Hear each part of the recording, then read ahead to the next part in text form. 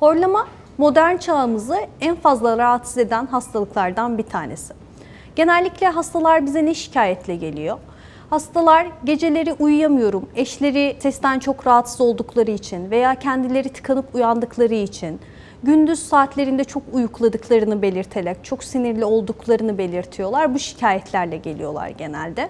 Veya en çok karşılaştığımız durum çocuklarda horlama. Aile bize çocuk gece nefes alamıyor, tıkanıp uyanıyor veya gün içinde çok hiperaktif, enerjisi bitmiyor gibi şikayetlerle gelebiliyor.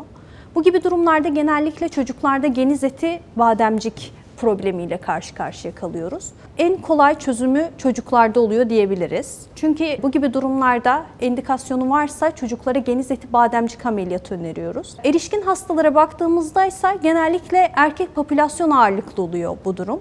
Menopoz yaşını geçtikten sonra kadınlarla erkekler eşitleniyor. Yani kadınlarda da horlama belirgin bir şikayet haline dönüşmüş olabiliyor.